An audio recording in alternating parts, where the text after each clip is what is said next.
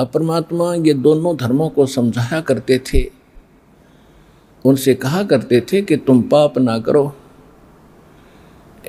मुसलमानों को कह रहे हैं कि तुम मुल्ला कुक बंक सुनावे बंक और ना बहरा करता रहा। परमात्मा कोई बहरा नहीं है कि तुम ऊपर मस्जिद की ऊंची अटारी पर चढ़कर और वहां आवाज लगाते हो। आवाज तो हृदय से लगाओ, कसक के साथ लगाओ, और चाहे थोड़ा बोलो चाहे जोर से लगाओ, भगवान सारी सुनता है। चिट्टी पायल बाजे पैर, साहिब सुनता है सब लहर।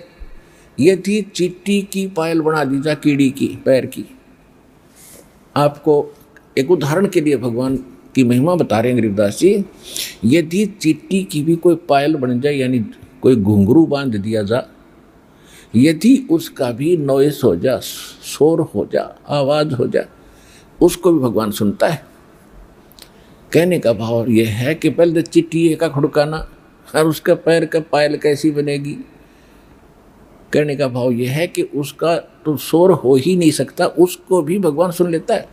यानी ऐसी सूक्ष्म आपकी भावनाओं को भी मालिक सुन लेता है जो मन में सोच भी करते हो।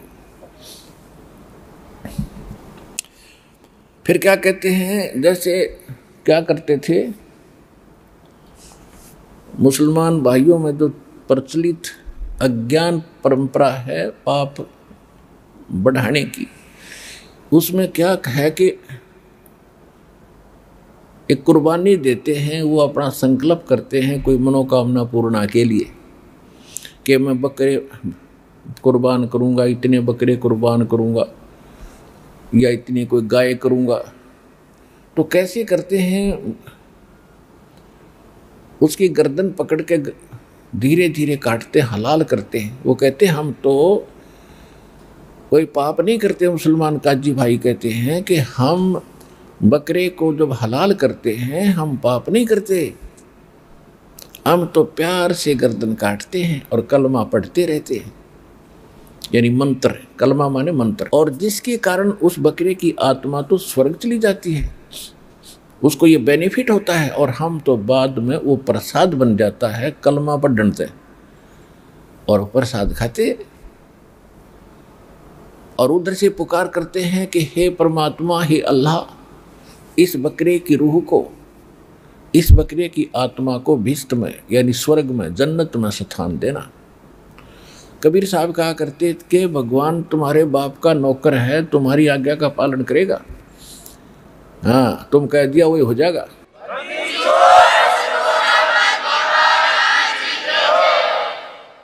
और अगर इस विधि से जैसे आप मान रहे हो कि बकरा काटने से, ऐसे इस तरीके से हलाल करने से और कलमा पढ़ने से इस आत्मा को स्वर्ग प्राप्ति होती है, और जन्नत के लिए तो सारा कुछ हो ही रहा था जब तक तुम्हें मूल ज्ञान नहीं था। तो ऐसी अगर तुम्हें दृढ़ विश्वास है इस बात पर, जो साधना तुम कर रहे हो और जन्नत के लिए सारे पांव पीट रही है, सब प्रयत्न हो रही है, तुम अपने परिवार के किसी सदस्य को इस विधि से जन्नत भेज के दिखा दो।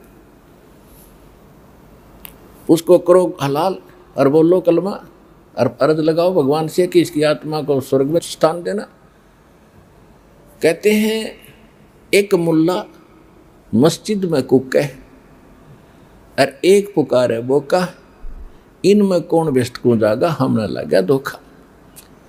एक तो बकरा अपनी जान को रो रहा है, उसकी गर्दन काटी जा रही है, मैं मार रहा है मैं, और एक मुल्ला ऊपर मस्जिद में आवाज लगा रहा है।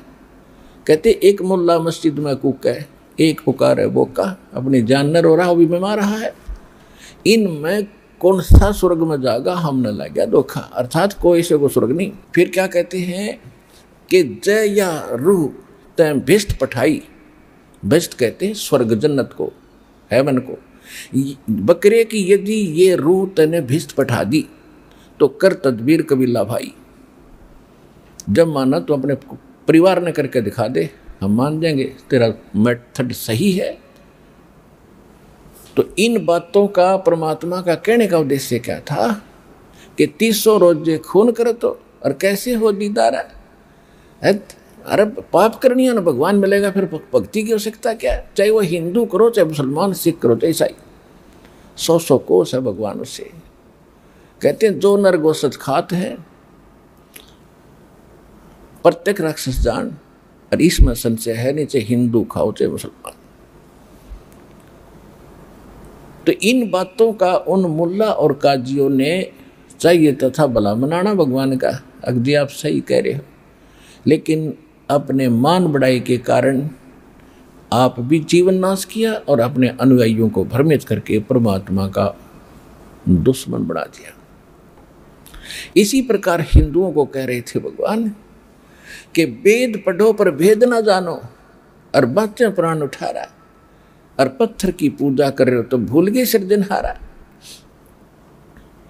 फिर कहते मांस मछलियां खाते पांडे, ऊपर से तुम इतने शुद्ध रहते हो, किसी का हाथ भी नहीं लगने देते, पानी भी किसी का नहीं पीते, दूसरी जाति वालों का कपड़ा भी नहीं छूते, और मांस मछलियां खाते पांडे, तुम कैसे विद रहे आचारा, तुम्हारे जो आचार विचार हैं, जो तुम शुद्धता रख रहे हो, ये खा करी जब मांस खा लिया तुमने, मछली खा ली,